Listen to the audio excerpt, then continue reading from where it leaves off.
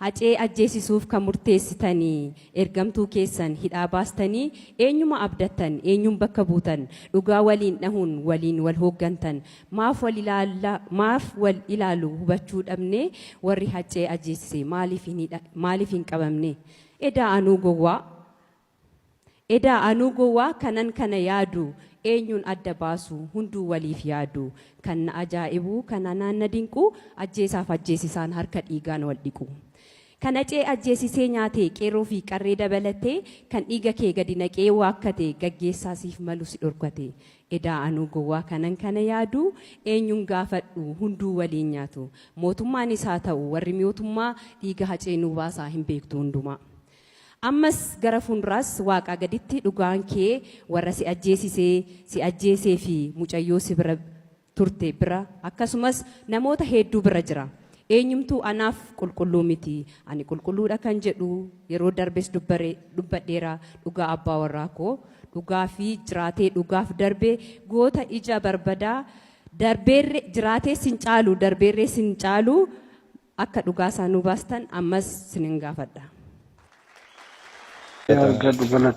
Paayiratti mootummaa nama nyaataa dhiiga ilmaan Oromootiin qaama dhiqatu kana deeggaran wanta isa deeggaraniif osoo hin beekne warroonni gartee nama kana gartee gatii inni ani Oromoodhaaf hin jedhe qofaaf jala fiigan jiru. Har'a namoonni gartee ati sabboonummaan maal Oromummaan maal inni kun waliif maal jettee yoo gaafatte si deebisuu hin dandeenye. Warroonni gartee har'aan tana wantoota akkanaa kanaa so'an yoo ilaalte ta'e namoonni kun dhaabbatan qaban bakka irra oolan kan burumbulanii jechuudha. Kanaaf immoo deebisaa laachuu dhiisnee naamusa gartee qabsittiin nurraa feetu saniin haawachuu bakka takkaas hin geessu otuma gartee shanee dhabamsiisan jetturraa huunoo kaleessa waraanni bilisummaa Oromoo eessa ture baadiyyaa Wallaggaatii fi baadiyyaa Gujii ture garuu har'aan tana babal'atee margee dagaagee Oromiyaa kutaa 11 keessa diina isaa adamsee foon allaattii sooraa jira. Isa kanaaf immoo kan nu barbaachisu waca osoo hin taane olola osoo hin taane hojii.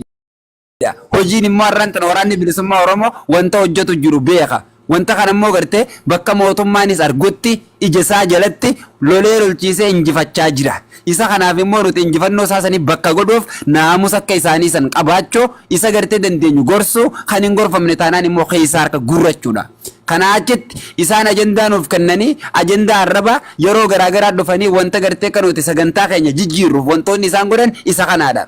Garuu immoo gaafii yoo gaafatte isaan dhiisiti Abiy Ahmed gaafii Oromoodhaa deebisuu hin danda'u. Impaayirattiin guutuun gaafii Oromoo deebisuu hin dandeessu. Gaafii Oromoo immoo kan deebisu qawwee duwwaadha. Erga qawweetti amanne immoo olola diinaa olola waca gartee gadeen irra miidiyaa kanarraa wachuu dhiisnee arrabsoo isaanii wajjin kokkee wal qabuu dhiisnee hojii qofarra jabaachuun nu barbaachisa. Galatooma. Isa tokkoon geerara. Geerarsa artist Khadir Saidan geerara jechuudha. Artistii gameessa Oromoo.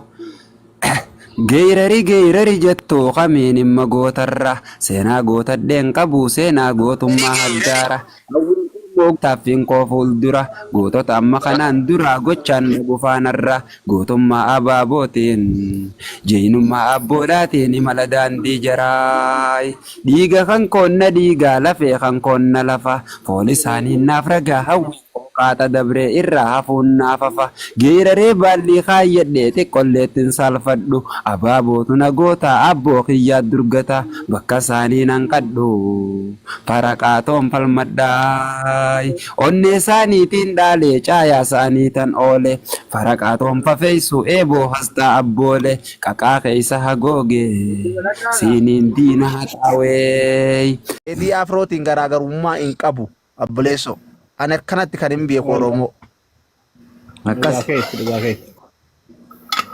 Kanaafuu waa'ee teediitti dhiisaa.